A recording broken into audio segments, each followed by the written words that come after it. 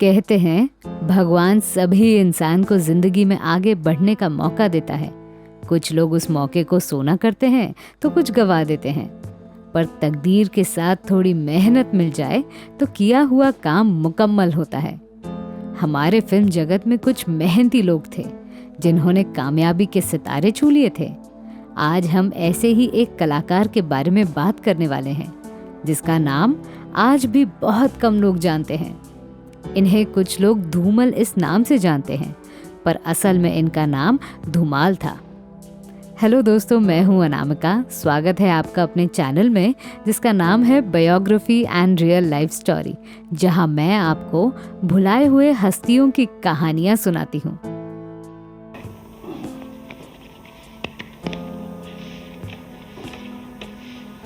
अबे रोटी नहीं खाता है, जरा जोर लगा के मालिश करो। ये आप क्या कहते हो जी? मेरी मालिश से तो मिलिट्री के खच्चर घबराते थे। जोर से लीजिए। गधा कहीं का जबरदस्त दवाई नुकसान करता है। इससे मेरी क्या कसूर है जी? आप जमीन पे क्यों नहीं मालिश करवाते? नमस्ते भैया जी। नमस्ते।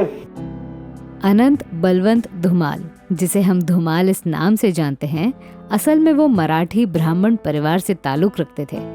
उनका जन्म आज के महाराष्ट्र में अहमदनगर इस शहर में हुआ। वो तारीख थी 29 मार्च 1914। उनके पिताजी वकील हुआ करते थे, पर इस पेशे से उनका घर नहीं चलता था। गरीबी के दिन तो बचपन से थे, पर एक कहावत है, गरीबी में आटा गीला। धूमाल परिवार के साथ भी यही हुआ। उस जमाने में वो लोग मुंबई के चेंबूर इलाके में रहते थे। जब अनंत 10 साल के थे तब उनके पिताजी का देहांत हो गया और उनका पूरा परिवार दरिद्र हो गया। घर में कमाने वाला कोई नहीं था, तो इस तरह धूमाल पर पैसे कमाने की नौबत आई। उस दौर में उनकी प्राथमिक शिक्षा भी अधूरी रह गई। पिता का साथ छूट जाने के बाद परिवार का ध्यान रखने वाला भी कोई नहीं था। कुछ दिन ऐसे बीते जहां उन्हें दूसरों के घर जाकर खाना मांगने की नौबत आई। क्योंकि वो एक ब्राह्मण परिवार से थे, इसलिए कोई उन्हें खाली हाथ नहीं भेजता था। कुछ साल छोटे छोटे काम करते हुए बीते।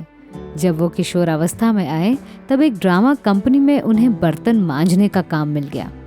वहां वो लोगों को खाना परोसना और बर्तन साफ करने का काम करते थे। वो दौर ऐसा था जहां उन्हें किस्मत की ठोकर चुप कर सहन करना था। सब उन्हें अनंत इस नाम के बदले धूमाल इस नाम से पुकारते थे। ड्रामा कंपनी में रहकर वो लोगों का अभिनय देखा करते थे। एक दिन किसी एक्टर के अनुपस्थिति के कारण धूमाल को एक छोटा सा किरदार निभाने का मौका मिला। बर्तन साफ करने वाला अनंत बलवंत धूमाल ने उस किरदार को बखूबी से निभाया और उन्हें देखकर सबके पसीने छूट गए। तो इस तरह धूमाल ने अपने जीवन का पहला अभिनय किया। आगे चलकर उनका अभिनय का जादू चल गया। मैं क्या शादी डाक आई है? मामा, ओ मामा। मामा जी के बच्चे, तुझे 1000 बार कहा है कि मामा मत कहा कर, मुनीम जी कहो, मुनीम जी। अच्छा भाई अच्छा, ये खत तो शाह जी को दे देना, फिर मैं तुम्हें मुनीम जी ही कहूंगा मामा जी। हाँ, अब आया तेरे खोपड़ी में। हाँ? चल चल दबाओ।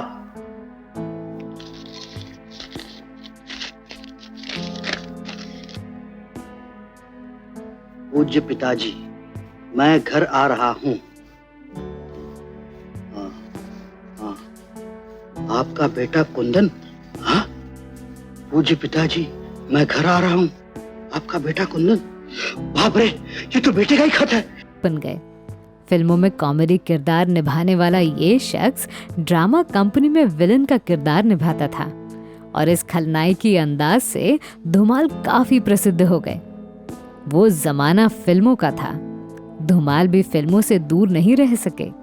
उनकी पहली फिल्म जीवाचा सखा थी। मराठी भाषा में बनी ये फिल्म 1948 में रिलीज हुई थी।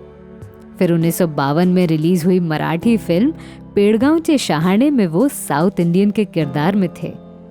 ये फिल्म जबरदस्त हिट रही।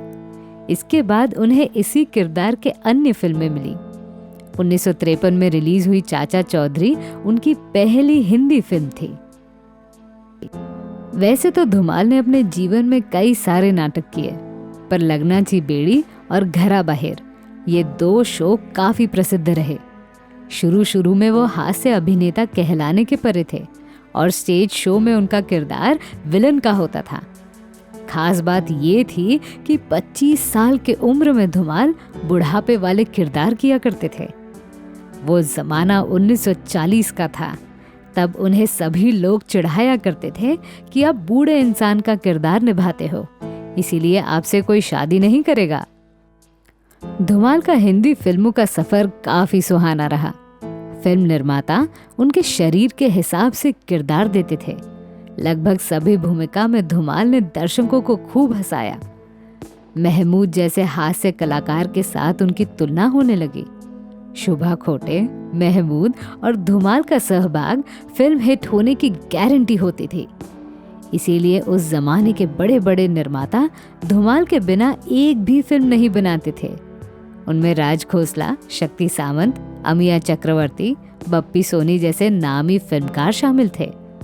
वह कौन थी, ससुराल, आंखें, गुमनाम, आरजू, बेनाम, बम्बई का बाबू, 2 बदन, लव इन टोक्यो, कश्मीर की कली, हावड़ा ब्रिज, इन प्रसिद्ध फिल्मों से वो आज भी जिंदा हैं। वैसे तो धुमाल ने अपने अभिनय से दर्शकों को कभी निराश नहीं किया था, पर असली जिंदगी में वो काफी शांत थे। ज्यादा बात करने की आदत उन्हें नहीं थी। अगर कोई फिल्म हिट होती थी तो फिल्मकार खुशी के मौके पर जश्न आयोजित किया करता था, पर धुमाल साहब अपने परिवार के साथ रहना पसंद करते थे। वो पार्टी से मुंह मोड़ लेते थे। शायद वो इस बात से परिचित थे कि उनका अतीत कुछ और था। किस्मत ने उन्हें काफी शोहरत दी। उनके बच्चों का नाम प्रमोद और हेमा है। पढ़ाई के मामले में धुमाल साहब काफी चिंतित रहा करते थे, क्योंकि वो खुद ज्यादा पढ़ लिख नहीं पाए। इसीलिए उन्होंने अपने बच्चों को खूब पढ़ाया। जिस तरह उनका बचपन दुख में बीता, उसी तरह आखिरी दिन रहे। पर इस बार सेहत ने उन्हें काफी तंग किया। जब वो 40 साल के थे तब मधुमेह इस बीमारी ने उन्हें घेर लिया। उसके बाद उन्हें मोतिया बिंदु भी हुआ। कुछ साल के बाद उनकी एक आंख की रोशनी भी चली गई। फिर अंततः 13 फरवरी 1987 में उनका देहांत हो गया। उनकी आखिरी फिल्म प्यार का मंदिर 1986 में रिलीज हुई थी। धुमाल साहब अपने जीवन में दर्शकों का मनोरंजन करते रहे, पर असल में वो उन किरदारों से अलग थे। उनकी पढ़ाई ज्यादा हो नहीं पाई, पर असल जिंदगी में वो काफी होशियार थे और बाहरी मनोरंजन को छोड़कर हमेशा अपने परिवार के साथ जीवन बिताते रहे। उनके बारे में एक और बात कही जाती है कि वो हमेशा गिने चुने फिल्में करते थे, इसीलिए उन्होंने लगातार हिट फिल्मों में काम किया था। ऐसे चरित्रवान इंसान को अगर आपने बड़े पर्दे पर देखा हो तो हमें कमेंट करके जरूर बताइए। तो मैं थी आपकी अनामिका। मेरी सुनाई हुई कहानी आपको कैसी लगी ये हमें कमेंट सेक्शन में ज़रूर बताइएगा, और हमारे channel biography and real life stories को सब्सक्राइब करना न भूलें। नमस्कार।